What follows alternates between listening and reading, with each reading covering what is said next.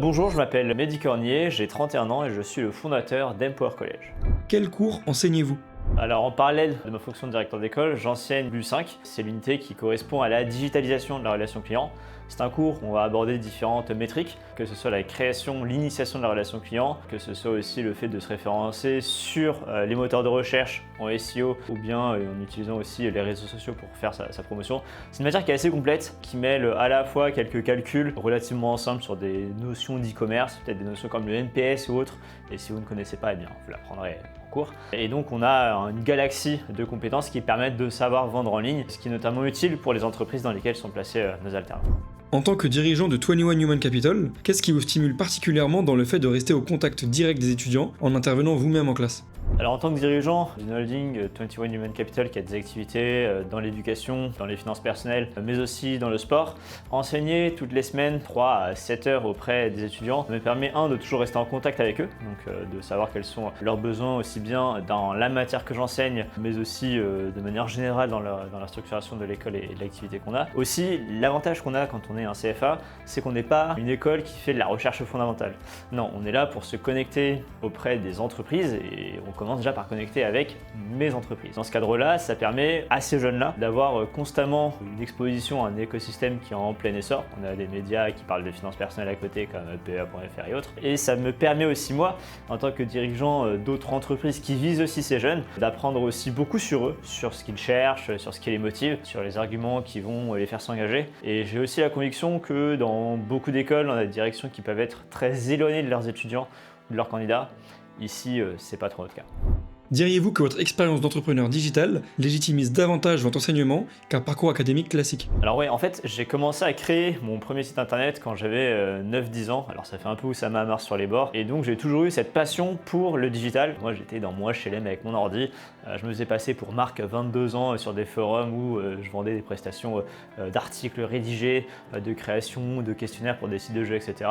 Et ben le digital et cette matière-là, moi ça a été ma vraie porte d'ascension. Et c'est une matière qui est formidable parce que quel que soit le milieu d'où vous venez, la promesse qu'on a chez Empower College, c'est justement de permettre à tout le monde d'intégrer les meilleures écoles de France. Et ben le digital, dans le monde professionnel, vous permet, quelle que soit effectivement votre origine, de créer des projets d'impact, d'ampleur et de devenir potentiellement entrepreneur ou autre. À titre personnel, j'ai pu construire cette holding-là parce qu'à mes 18 ans, j'ai créé un média qui s'appelle Major Prépa, qui est devenu le média de référence des étudiants. Et ça tombe bien, on était sur les réseaux sociaux, on était sur les moteurs de recherche. Et enseigner ce qui m'a permis à moi de grimper sur l'échelle sociale, je trouve ça formidable. Quelles compétences digitales considérez-vous comme prioritaires pour vos étudiants aujourd'hui? Alors en 2026-2027, on ne peut pas parler d'autre chose que de l'IA. Mais l'IA, c'est pas uniquement maîtriser ChatGPT, savoir faire des prompts, etc. C'est créer une architecture et un système de travail autour de l'IA. Donc c'est-à-dire qu'on doit savoir non pas maîtriser que ChatGPT, mais aussi utiliser Claude. On a notamment dans notre matière la création de sites e-commerce via PrestaShop, malheureusement, vous voyez pas Shopify, et aussi création de sites internet avec WordPress. Et WordPress, c'est génial, mais quand on s'est connecté Claude à WordPress, c'est encore plus génial. Et donc on a toujours cette dimension où on va aller plus loin que ce que le programme exige, parce que le programme finalement exige un niveau très standard de technicien supérieur. Moi je veux faire de mes étudiants des potentiels futurs entrepreneurs, donc on va vachement plus loin, et la compétence à maîtriser effectivement ça reste quand même l'IA, mais en revanche il ne faut pas oublier les fondamentaux du web, faire du référencement naturel, parce que quand on fait du référencement sur les LLM, donc ChatGPT, etc., on a aussi des bases théoriques, des fondamentaux du référencement naturel qu'on applique un peu différemment pour apparaître sur les LLM. Et donc on a toute une galaxie de compétences qui est en train d'apparaître, sur laquelle une institution peut être plus classique, si on pense à l'université, on a toujours besoin de 3 à 4 ans pour changer des programmes. Quand on pense que nous, en e-commerce, on apprend encore PrestaShop à nos étudiants en 2026 parce que c'est souvent français, etc., alors que les jeunes vont sur Shopify, on a un petit décalage. Et donc, nous, ce qu'on fait, c'est qu'on a le programme qui est le programme imposé par l'État, et comme le BTS est un diplôme d'État, on le suit. Mais en revanche, on se permet d'aller plus loin pour qu'ils puissent apprendre à maîtriser des agents, pour qu'ils aient des compétences peut-être plus, qui ne correspondent pas forcément à celles d'un technicien supérieur, mais d'un potentiel futur manager ou entrepreneur, pour que l'IA, avec cette mention IA qu'on permet à nos jeunes d'avoir, leur permettre d'aller plus loin. On configure aussi des agents Perplexity pour la veille d'actualité ou trouver sa boîte, ou savoir changer de boîte quand on est une première entreprise, pas folle en première année. Voilà, c'est une galaxie de compétences assez large qu'il faut maîtriser.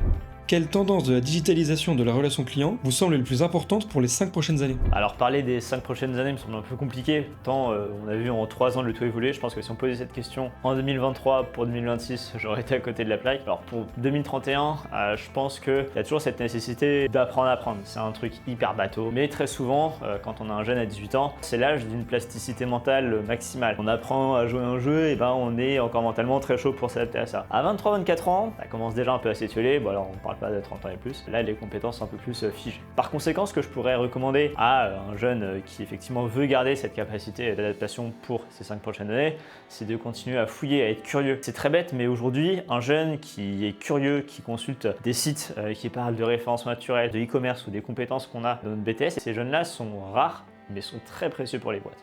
Et donc ce que je voudrais dire, c'est que continuer d'être dans une perspective de toujours continuer à apprendre, c'est le b.a.-ba. C'est super simple à dire, c'est très bateau comme conseil, mais pourtant personne ne le fait. Que diriez-vous à un étudiant qui hésite à rejoindre le BTS NDRC d'Empower College? Un étudiant qui hésiterait à rejoindre Empower College, je lui dirais que dans la vie, quand on a 18-19 ans, on a différents choix et que potentiellement Empower College c'est la dernière porte qui permet à ceux qui n'auraient pas fait de prépa ou d'école de commerce ou d'ingénieur post-bac de cranter vers une grande école avec un cursus qui est rémunéré, qui est sûr, et où on ne va pas derrière les orienter vers des titres RNCP niveau 6-7 qui sont pas quali. C'est une chance, donc un étudiant qui hésiterait, je lui dirais de venir. En revanche, si un étudiant n'est pas convaincu, je le pousserai pas à venir chez moi. Si t'es pas convaincu, c'est pas très grave, d'autres prendront ta place, et sur ça, il n'y a aucun problème.